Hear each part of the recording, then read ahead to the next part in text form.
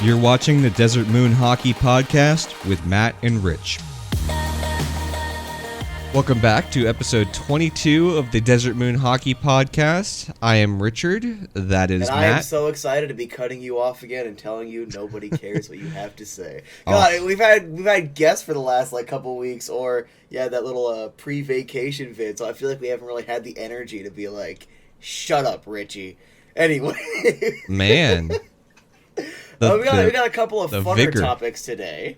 I want to start off with this because we're getting into discount season. All right, Richie was talking about this. My wife actually, over the last month was at Marshall's and saw some discount Coyotes jerseys that were all the old Howling Coyote female fanatics, and the fact that you just brought up the Ross ones. I want to use this as an opportunity. It's right up early in the video. Most people are going to hear this part.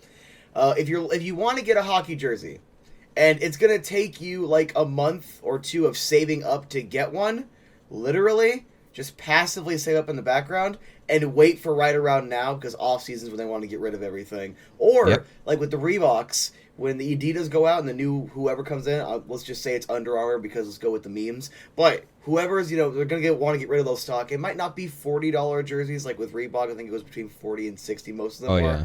But I can see Adidas going for $80. And $80 for an Adidas jersey, that is phenomenal pricing. All right, just look at stuff like where Ross. They should be. Exactly. Look at stuff like Marshall's. Marshall's where I found I remember that video I made on my channel like 2 years ago or a year and a half ago. God, time flies and I can't keep track. But they had all these Coyotes hats for like $10 a pop at Marshall's, and I got like $80 of hats because I have a problem. Just look at stores like that. It's where things are where they should be priced. So instead of making yourself save a lot of money for a one-time, huge, unless it's a player you really, really want that isn't like Kessel or OEO where they're going to make a bunch of jerseys that'll go on sale later. Like, if it's a personalized, Garland, I wanted one, sure. But unless it's someone that you're a really big fan of, just wait. Blanks, traded away players. Kessel's going to be going on sale here soon. OEL, I think I have 2 or 3 of them because they went on sale. If you're a tiny person, look in the female section. If you can fit into a female's, they always are putting out females, and they can put out larger females jerseys as well. And so if you're a dude that's a little bit more on the thin side, check there too. Mm-hmm.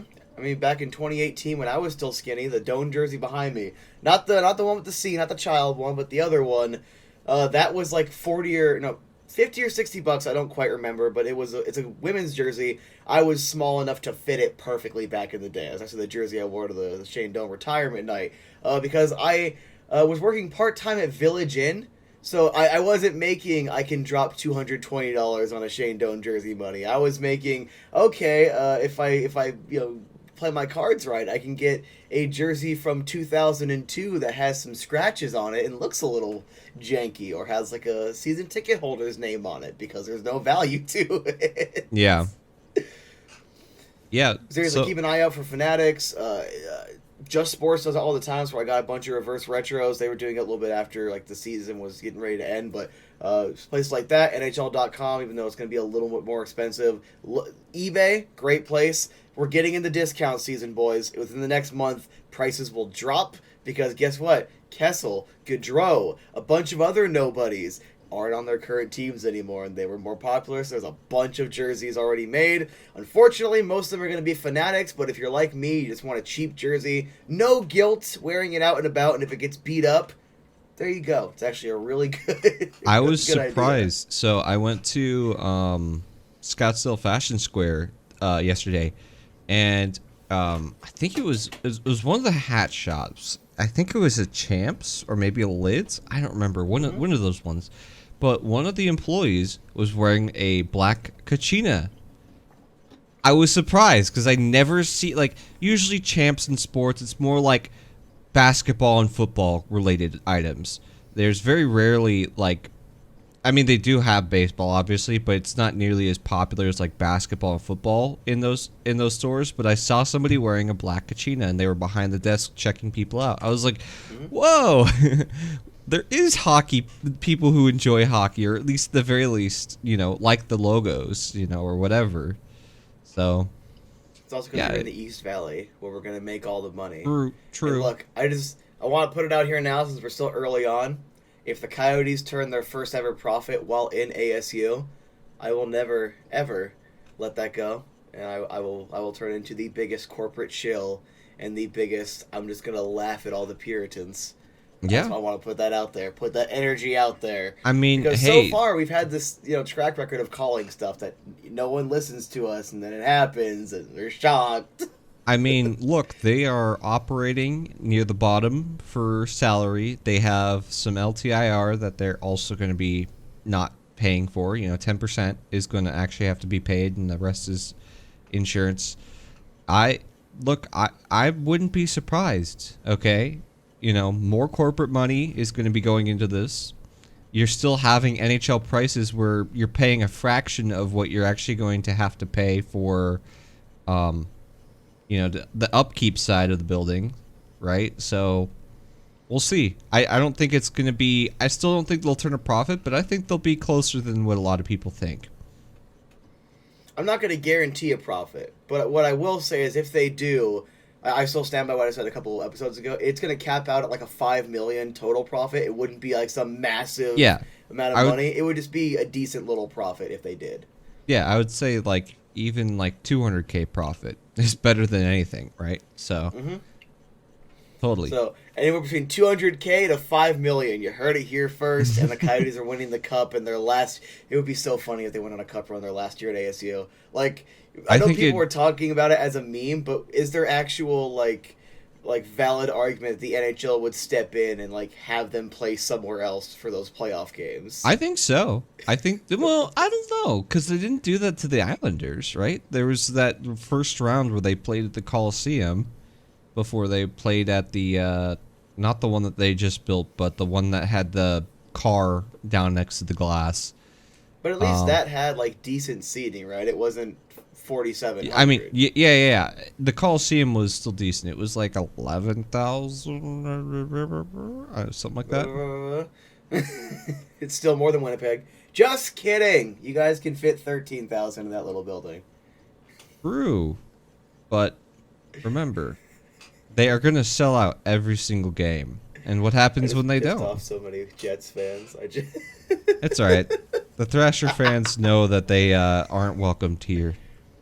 You know what? Speaking about the fake Jets, I want to get your opinion on this. I've been either too busy, lazy, tired, haven't been able to get my game on as you will to make a video on this because I thought it'd be funny. I want to do a career of for Teppo Numminen.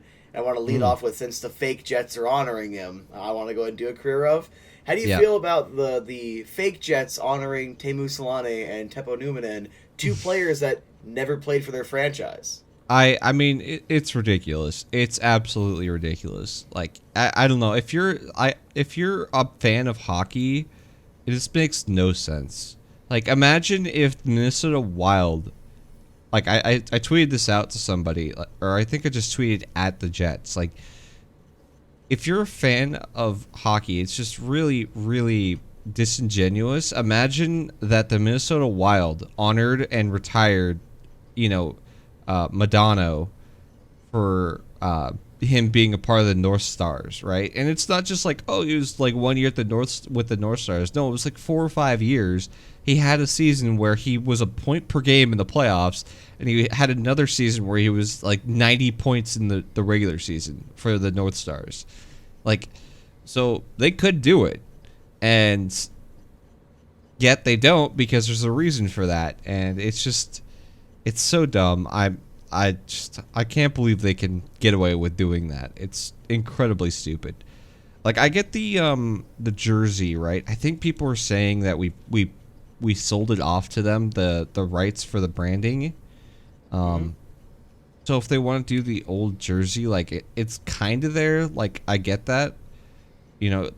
It's really silly, but let's say Disney sells off the Ducks logo or something to the NHL, the Ducks can then use the Mighty Ducks of Anaheim logo or whatever.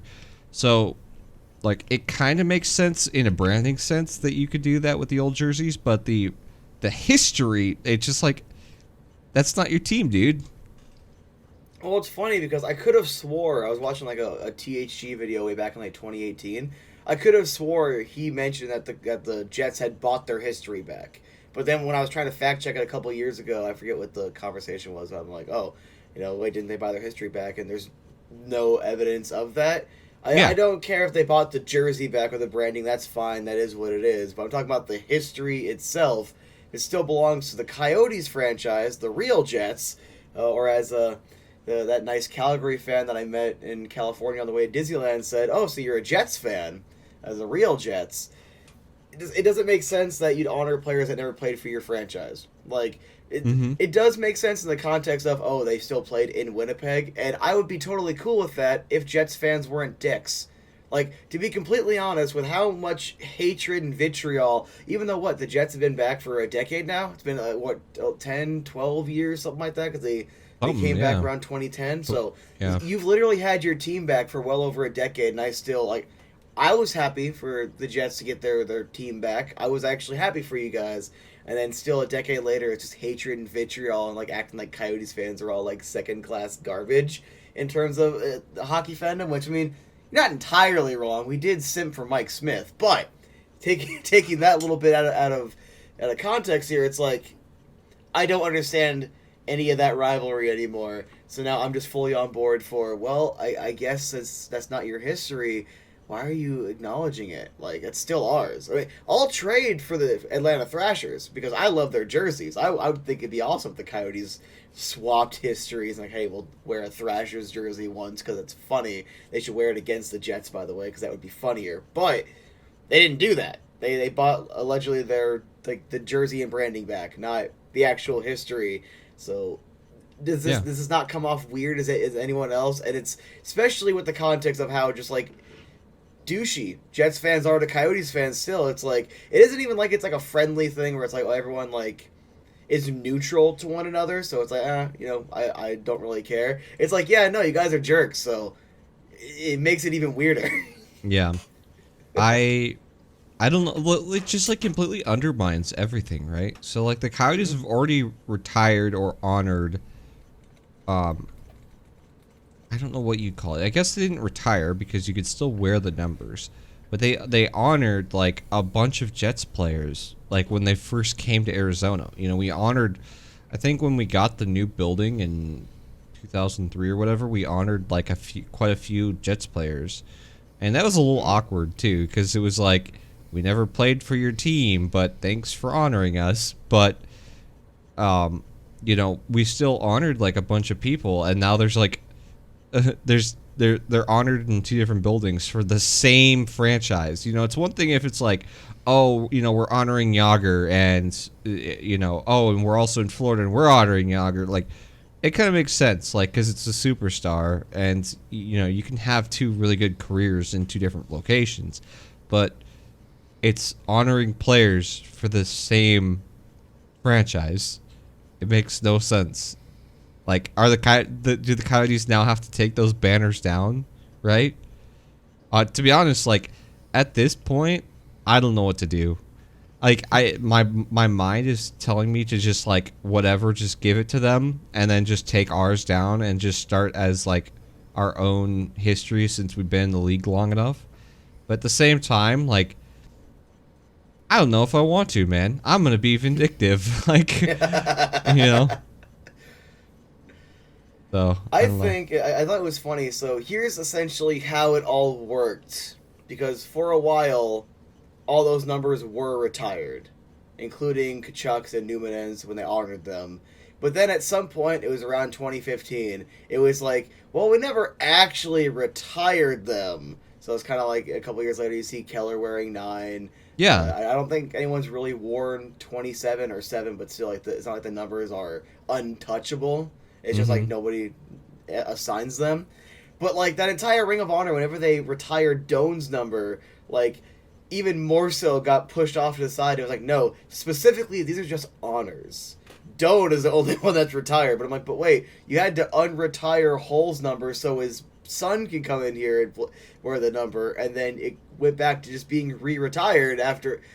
It all confuses me. All I know is I think I was at the Dale Howard Chuck it was either him or Bobby Hall. It's one of the two they honored because they gave it like a McFarlane figure. I was there for that. Was a pretty cool ceremony, but it was weird, like a little bit. It's like, oh, you're honoring someone that never played for us, but now I'm like, hey, keep that vindictive stuff up unless Winnipeg wants to like. Look, I'll take Josh Morrissey for the 3 banners. You can have the banners. Like I don't care about that. Kyle Connor can have your entire history. Imagine if you could trade a player for your history back. That would be insane. What a trade!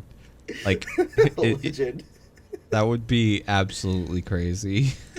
Was it you who was saying, so are they going to honor Donor for his 1 year? And also, did he wear 19 or did he wear 21? Because in Arizona, in Phoenix, he wore both. I just don't remember if it was he started off 19, then when he came to the team, someone else was wearing it, so he switched to 21. And then as soon as that player left, he switched back to 19. So I don't remember what the footage looked like for Winnipeg. Like, he wore 19 in Winnipeg, right?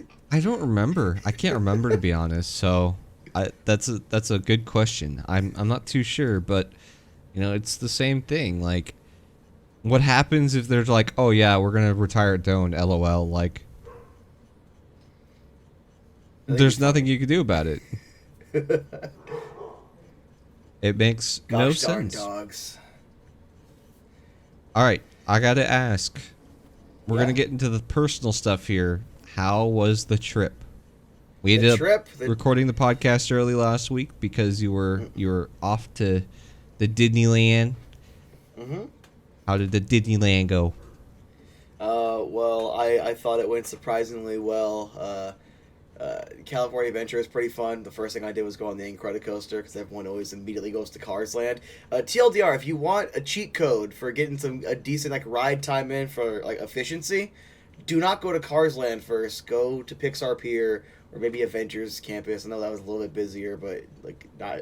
It was busier than Pixar, but it wasn't like as busy as Cars. Everyone goes on Radiator Springs races for some reason.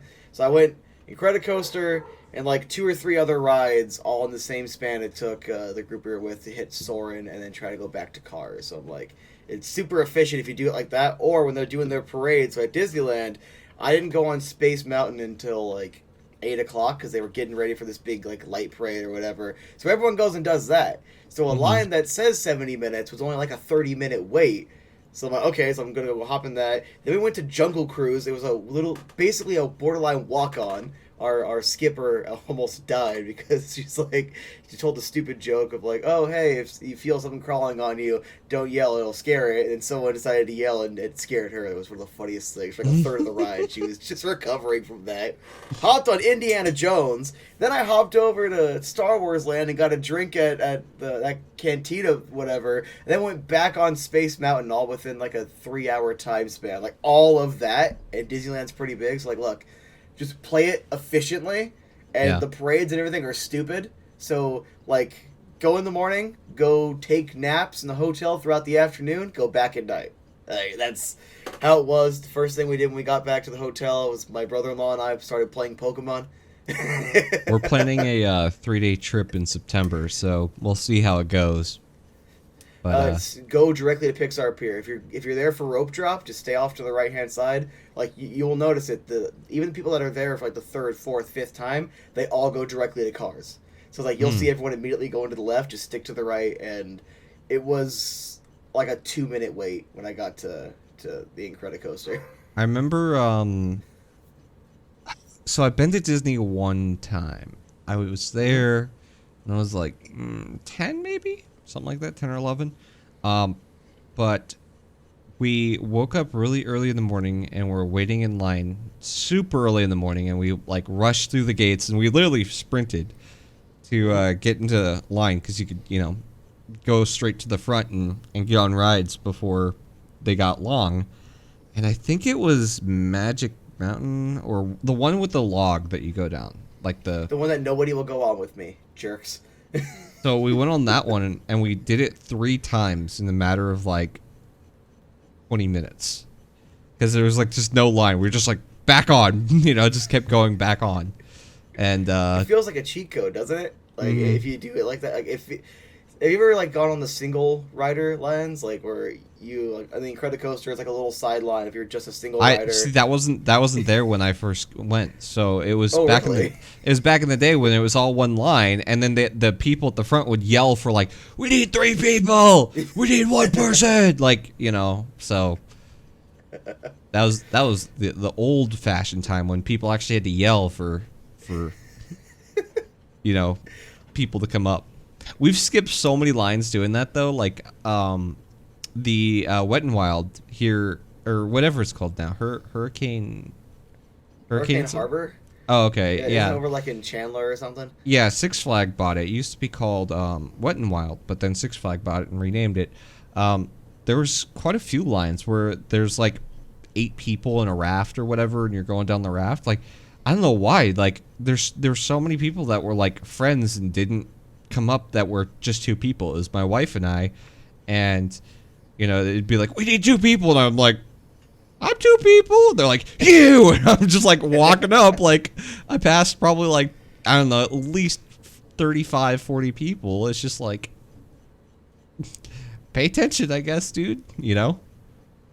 Well, it's like here's a strategy if you want to get like repeats for like it works for me with Incredicoaster. One time it was literally I borderline walked on. The second time like the line got long, so I was there for like 25-30 minutes. But the whole single rider line is one of the sides where you exit and they give you like a ticket. Okay, it's that way. It doesn't guarantee immediate boarding, but if there's an open cars, they get you in there because they want the ride to be as filled and efficient, whatever as possible. So if you go there, like you ride with your wife, let's just say that, okay, that's enough for me, and she wants to go like just sit down for a minute or go do something else, and you want to go ride out one more time, get in the single rider line, especially if there's no queue on the outside, so it's borderline walk-on, you can get a second ride within like less than 20 minutes. Okay. That's good to know. I will keep that in mind. But anyway, the Space Mountain, me and my idiot brother decided to just do this blank face the entire time on it because we got at the front of the coaster. And the second time, because I thought it'd be funny, I went and copped a feel on my wife. And you can barely tell in the picture. So she's like this. I was like... Jeez. Because of where her arm's at, you can't tell. So like, I was actually afraid they weren't going to release the picture because if like, something... Yeah, provocative. They released it. We downloaded it. We got a copy. I think it's one of the best photos I've taken at a Disneyland park. I wouldn't recommend that if you don't have proper consent. My wife's like, it's all good. So it's like, I was left. Don't single rider and cop a feel on someone. That's weird. Don't do that. Always make sure you get the thumbs up before you do anything. Probably a little disrespectful, one might say. Little inappropriate, if you will. Anyway. One last miscellaneous thing that ties into Arizona, or do you got something else for me? No. I was going to talk about my week. Sorry. Go ahead. I apologize. No, that's my fault. Okay. So yesterday, I was talking a little bit about going to the mall. Mm-hmm. Yesterday marked our 10-year anniversary of being together. My wife and I were married last year in December, and yesterday was the 10-year anniversary of being with her. High school sweetheart, and we've been together ever since. And it's been a good time. It's been great. But I'm happy for you. Just a little bit of me news there. I'm actually just more thankful that you guys are the same age and you're not like 5 years older, and you guys were high school sweethearts. She's actually a little bit older than me, which was a very interesting topic. But she's like 16 months older than me, so like there was no, bad stuff happening or anything. Richard, I thought it was funny. It's right. Giving you some trash. Well. I'm just saying, it was one of those things where it was very interesting, at one point I was 16, at one point she was 18. So it was like that weird section where it was just like, she's way older than you. And it's like, she's 16 months older than me. Like, relax. I was saying, I thought it was weird when I was 17. I was dating an 18-year-old, so it's like, as long as you guys both met while you were under the age of 18, Yeah. And it's just like a 2-year age gap. Like, it's like a very appropriate age gap. Age is but a number. Yeah. If you're 45, stay away from anything that ends in teen. The reason I'm talking about this is because one of my mom's ex-boyfriends was against our relationship because of that reason, saying that it was 16 like months. Yeah, because it was bad essentially, and like by the end of their relationship they were going to counseling, and like even the counselor was like, that's not illegal. Like, what is? It's not even like there's no immoral. Reason to be, like, yeah. It wasn't like she was 24 and you were 16. It wasn't yeah. like it's literally you guys met in high school while you were both under 8. Like, I don't. Yeah. It would be different if like she was 18 and then met you. Well, let's say it was 6 months after she turns 18, right? Then she meets you and you're like freshly turned 16. Sure. Then it's a little weird, but like, yep, it's fine. Shut up. Yeah, it was very ridiculous. But anyways, you got some hockey talk you were talking about?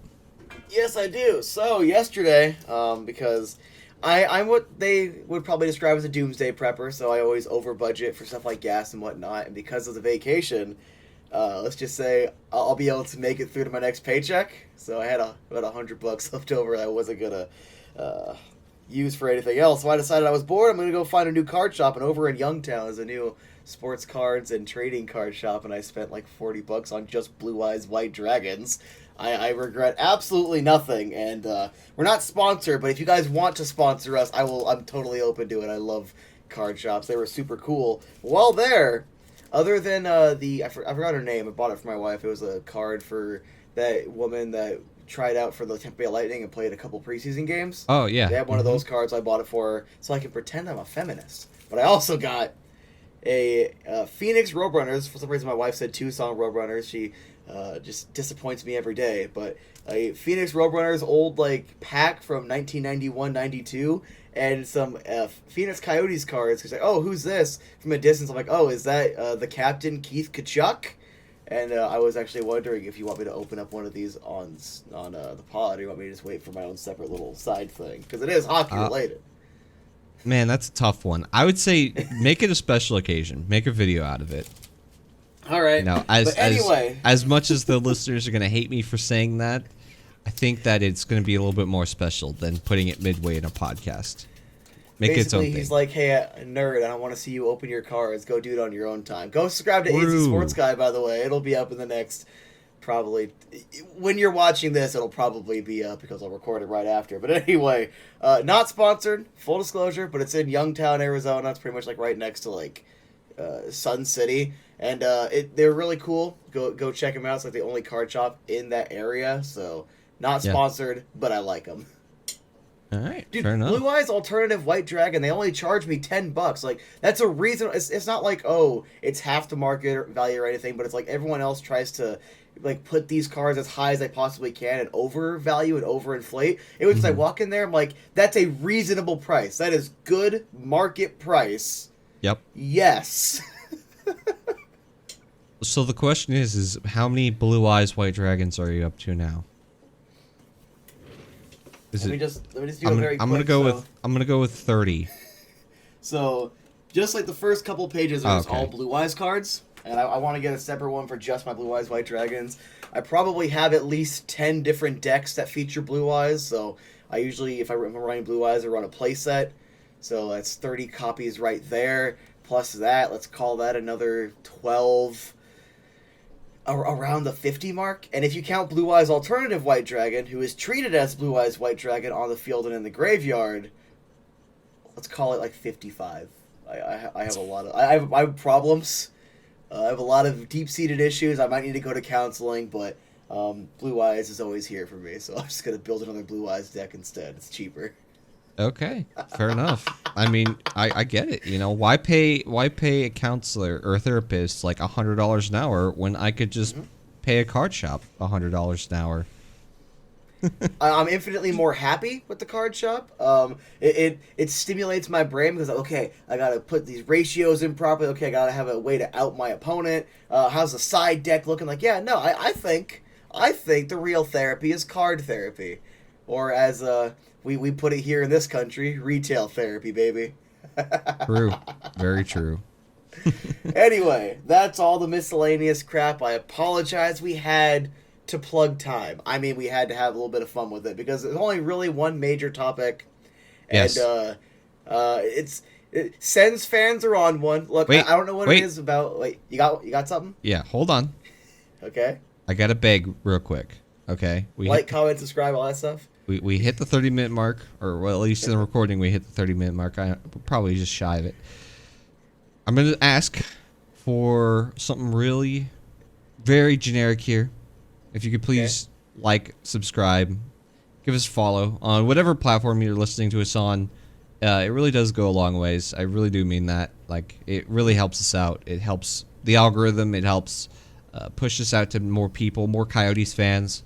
So if you're a Coyotes fan and you enjoy our nonsense for the first 30 minutes of this podcast as we get into Coyotes news now, you know, I would really appreciate that you do that for us.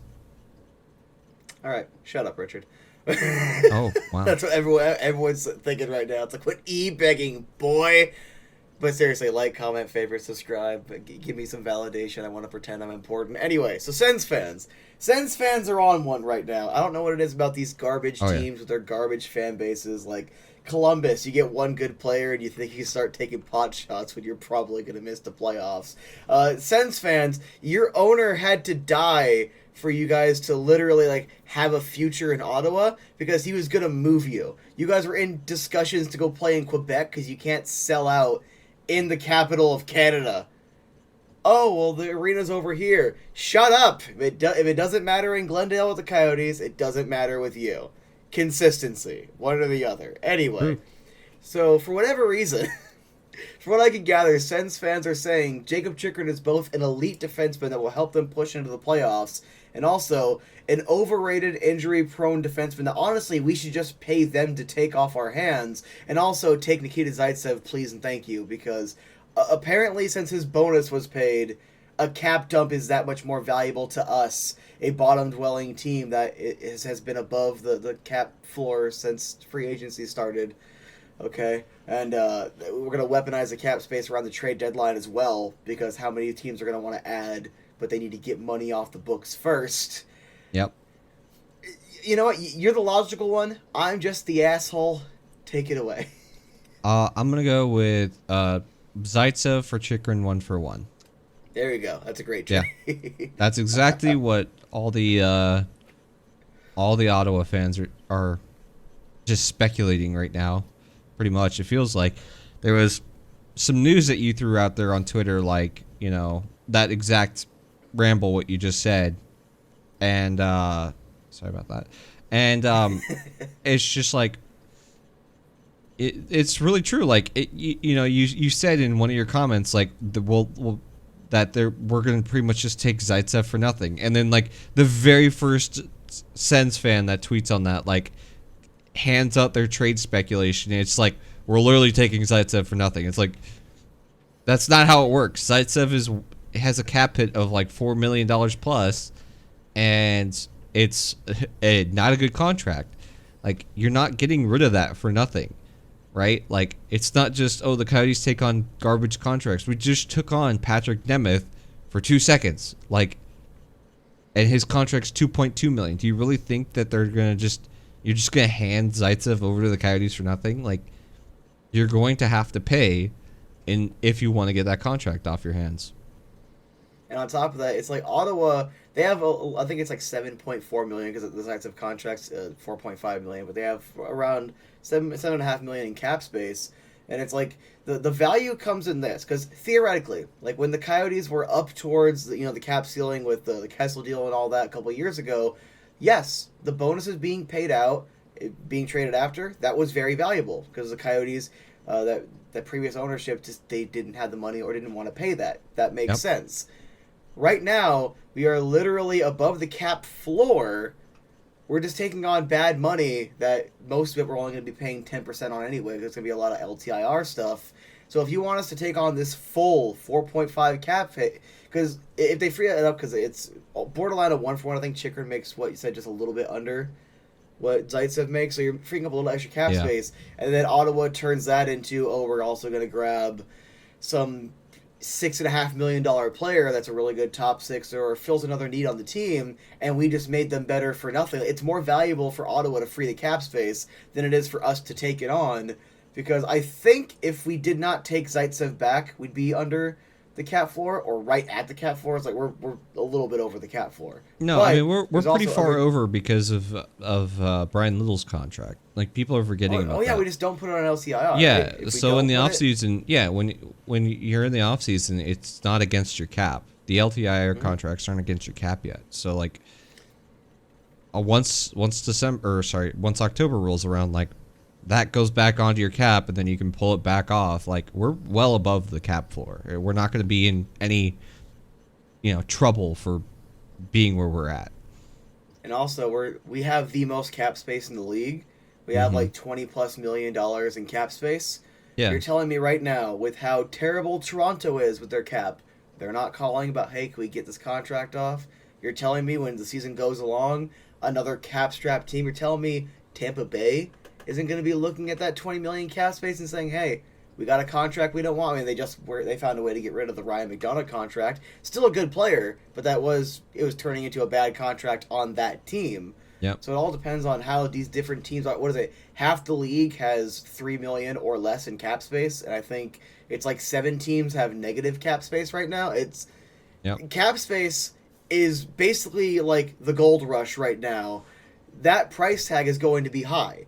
It's like, Gostisbehere was a 2nd and a 7th and the player for free, and we're probably going to flip him for like another 2nd or a 1st rounder depending on how he plays this year. So that was a damn good deal. But Nemeth, a couple of seconds.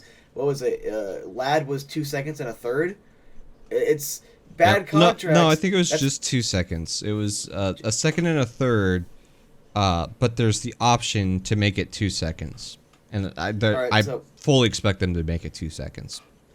All right, so it's still 2 seconds. You know what 2 seconds equate to? About a first-round asset. Nikita Zaitsev does not offer any value to the Coyotes. We already have too many defenders. Yeah, sure, he immediately replaces Chychrun, like, in terms of, I guess we'll just play him in the top 4, I guess. We don't need him. If we got rid of Chychrun tomorrow for 2 firsts, a prospect that has to play in the QMJHL next year, and a conditional 3rd, if we did that tomorrow, they'd still have, 8 or 7 defensemen under contract, all with NHL experience. They're fine in terms of the number of defensemen. So Zaitsev doesn't offer us any value. We're above the cap floor. So that bonus paid does not offer us value because we're not at the cap ceiling. We're not somewhere where we're struggling to get to the cap floor. We're already above it. Yep. It's no matter how you look at it, because the cap ceiling's, if you want to just pay a little bit less and utilize your cap more efficiently, that's why you bring up the cap ceiling. But it doesn't make sense. And I even said, either take the pick protections off or throw in Pinto. Oh, well, I got rid of Pinto. Okay, so stop trying to protect these picks. Because to me, a first-round pick with a pick protection is either a low first or a second-round asset, in my opinion. Because that means they can screw you out of that.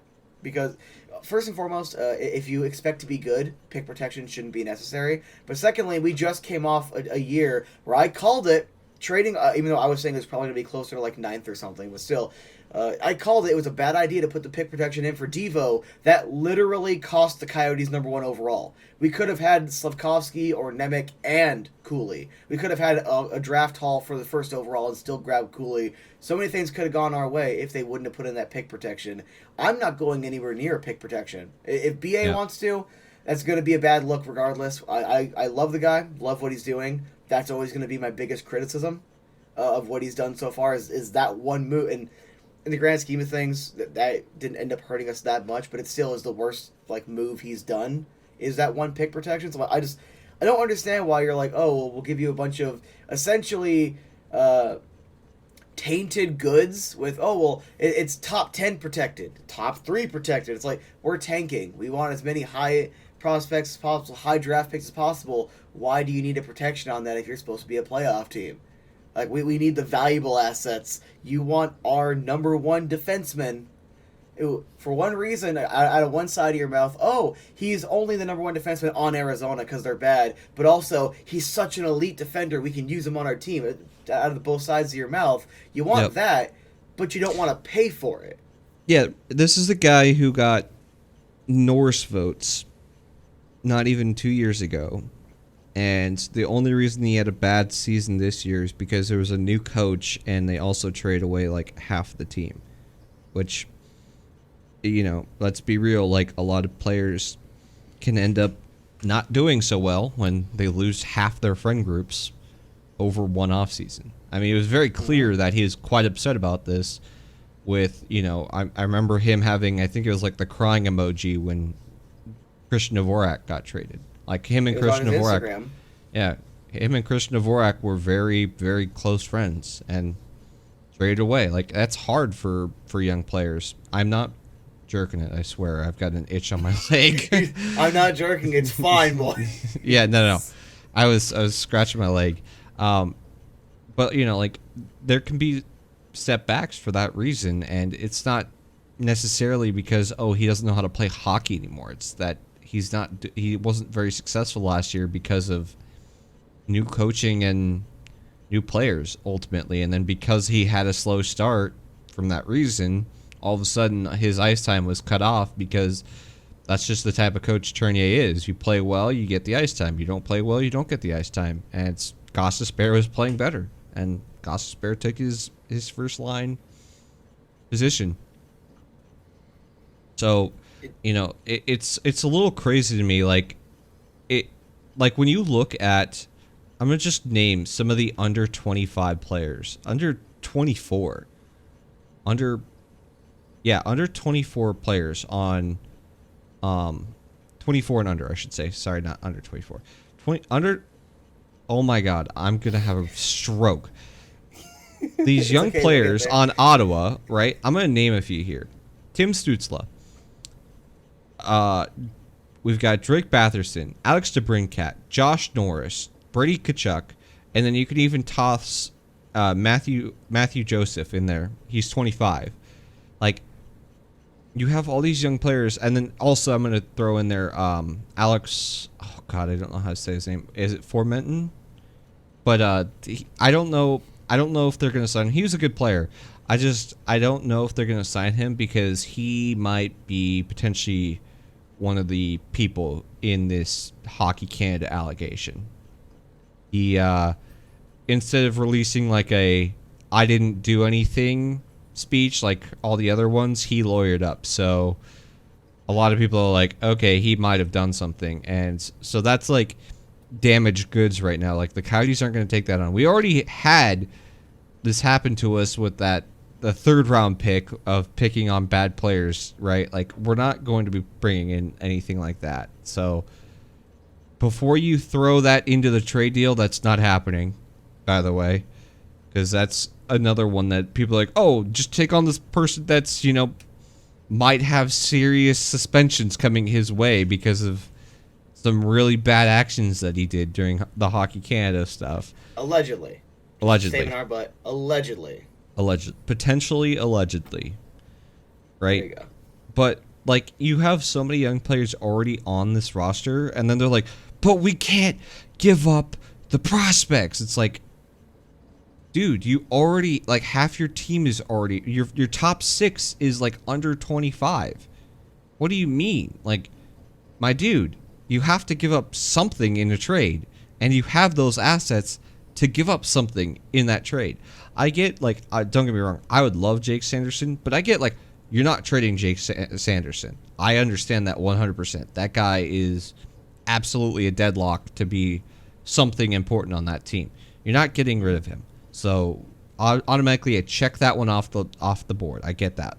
Like, Shane Pinto, where's he slotting in this top 6?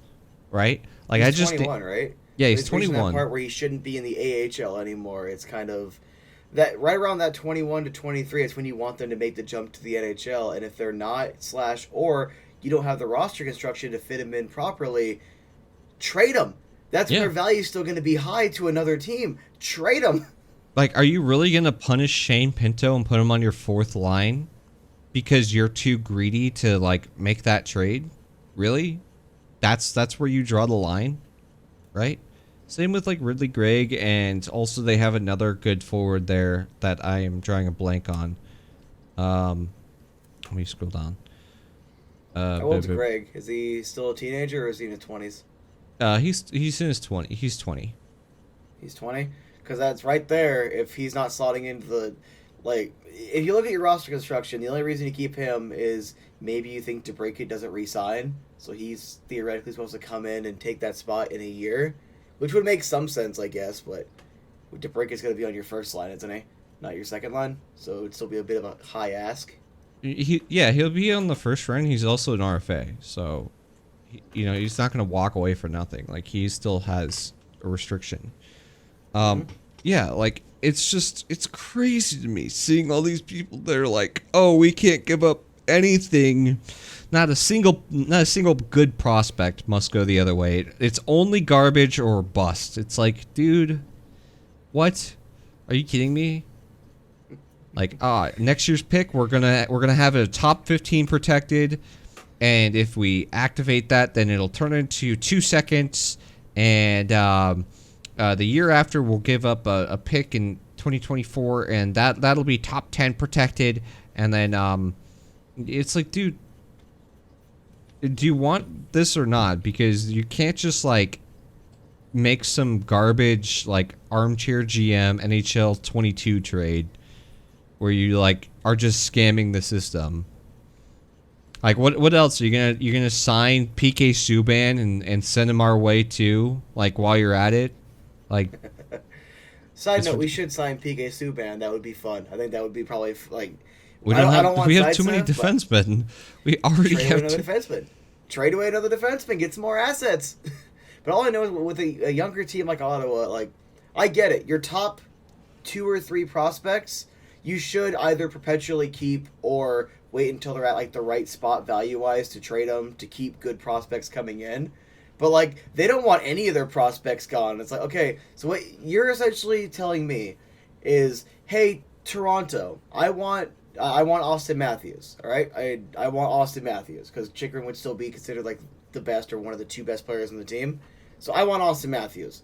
You can have 2 first-round picks, but they're both top 10 protected or top 15, yada, yada. We'll have that one where it's like one blows up into a couple seconds, something, whatever, all right? They're both protected. Also, we would really like it if you took on Shane Gostisbehere's contract a year ago, so before he had that really good season. Yeah. So when it's still a bad contract, we want you to take that off our hands. But just say Andrew Ladd. Second round pick for it. Sure, Andrew Ladd. We'll give you a 3rd round pick for take on the Andrew Ladd contract, and also I guess we'll give you. Is Holtz still? Did we traded away Holtz, didn't we? I think so. Let's just say he's still in the system. We'll give you Holtz. Holtz is a nobody prospect, and that's kind of what you're offering. And you're saying that's such a great deal. Like that one condescending jerkwad that was like, "Oh yeah, for a basement dwelling team like yours that's struggling to get to the cap floor, that's an amazing deal." I'm like, no, it's a good deal for the Senators because you free up cap space and you get a really good defenseman, and you don't have to give up anything. Like, yeah. That's what you're asking. Obviously, it's a little elevated, it's a little silly, it's a little, let's go ahead and be hyperbolic about it. But that's the same concept you're asking for, and it's like, oh, well, he's overrated, he can't stay healthy. It's like, yeah, he's had some injury problems, yet every team is still calling. Or every team has called. Or every team has shown interest. Or whenever that rumor started when he was still an untouchable a year and a half ago, every single fan base threw in a mock trade. That because he's so overrated, because he's not actually all that good. That's why everybody wants him. Yeah. Every single team in this league, if they could add Jakob Chychrun without giving up the farm, they would. Yep. Every single team. So I get you want a good deal, but you can have fair value. So let's just say, because he's an RFA, Greg's involved. 2 firsts, Greg, and let's say like a 2nd round pick for the Zaitsev contract because there's no pick protection, so that asset gets to go, say a third round pick because of the value, because as we have unprotected picks, the value can go a little bit down for Zaitsev. Okay, how is that such a bad trade? I don't know. Well, and like one dude's like, "Oh, you can't keep using the Seth Jones contract or trade." I'm like, dude, I didn't once reference Seth Jones. I just don't want to take your terrible contract for nothing. Yeah, well, I mean, that's what the price is. Like, that's not, comparable to Seth Jones. That's literally what the price is internally. Like, they don't want to give up Jakob Chychrun. He's on an unreal deal, right? Mm-hmm. If he bounces back and he's a first-line defenseman and he's, one of the leading goal scorers for defensemen in the league, $4.6 million is insane. That is absolutely insanely cheap. That's what you're paying for. You're paying for an unreal contract for a good player. Like, it's just baffling to me that people don't understand why the value is so high. It's like, that's kind of why. You're not paying. Even if you want to be cynical, he can't stay healthy. Okay, you're paying less for him than a lot of teams are paying for their second-line defenseman. And when he's healthy, he's a top 2 defenseman. And on top of that, I'll go ahead and make one more prediction right now. I'll go ahead and call my shot right now. Let's say the first 20 games, he has 7 goals, 10 assists, 17 points. He just under a point per game. The ask not only will go up even more, but I'm guaranteeing it, we will get 3 first-round assets and someone's best prospect. If that happened. Specifically, if that happened. And nobody would complain because if the ask goes up and done it. Well, if he comes out in 7 goals, 10 assists, 17 points in the first 20 games, it's a complete bounce back. If that specifically happens, it will be 3 first-round assets and your best prospect, and no one's going to complain. Not a single person will complain about it. He can get hurt immediately after. Still, no one's going to complain about it. Yep.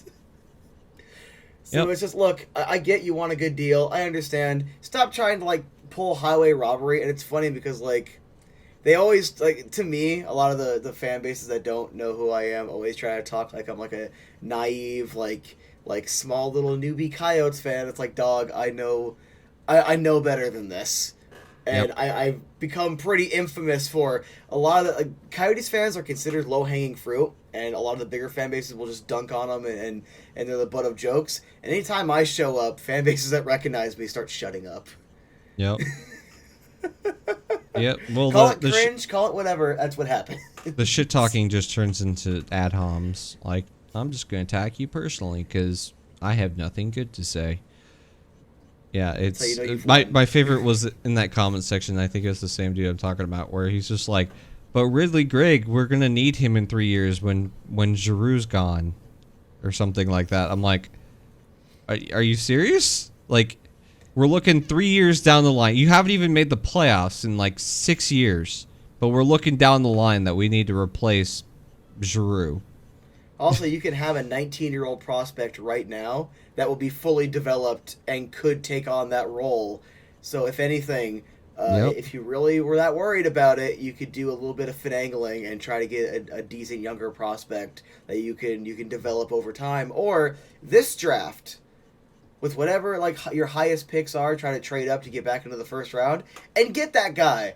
And for the next 3 years, develop that guy. Well, I mean, they don't even need to trade back up. It's such a deep draft, and call it what you will. I think Pierre Dorion is a good general manager. He's consistently found great assets in the later rounds. He is a good scout, or he has good scouts. One or the other. He consistently shows that he can find good assets in the second round and later, and that's something that you can find those players, and especially with how deep next year's draft is going to be. This year's draft was pretty deep. I think the Coyotes got great value all the way through most of the draft. I think a lot of teams have gotten great value or will get great value. Through at least the first 3 rounds. Was Zuber a 5th or 4th rounder? Zuber was a lower rounder. I like a lot of the attributes that kid brings. Yeah. Probably isn't going to be a top 4 defenseman or anything, but I think that's a pretty good value pick. You're telling me higher up in that draft, you're not going to be able to find a sleeper. You're telling me you're not going to be able to find a Zetterberg or a Datsuk? It doesn't happen every year. Or a but Shane drafts Pinto. Exactly. Second like round 22, pick. 23, these deeper drafts, that's where you find a lot of these type of players. Even if you're not going to get the future Hall of Famers, a top 6 solid career player is still a solid top 6 career player. Yep. I don't know. Look, it makes no sense. I had to get a little bit of the frustration off my chest because I'm like, dude, it's just you are literally like acting like you're all big and bad because you made a couple good off-season moves. I'll go ahead and just reference what Audie said. You get one ginger boy, and now you guys are all like oh, we're going to the cup or something. And I appreciate the excitement. I mean, genuinely good for you guys because hockey is always better when the basement teams can get out of it, have some excitement, and you have teams cycling through, some teams staying better longer than others, but it's a healthier ecosystem than just the same 4 or 5 teams every year, right? But it's like, dude, you're letting it go way to your head, dude. Yep. All the prospects are untouchable. We're gonna give you garbage. Take our garbage. Like, I mean, if you want Andrew Ladd, I'll take a protected first round pick. I'll do a top 20 protected first round pick if you want to take Andrew Ladd off my hands. Yeah, it's ridiculous. So, it is what it is, In the honor of good competition, I think we should create the perfect one-sided trade for Ottawa so they can just really know how dumb their trade ask is. I think I would like Brady Tkachuk.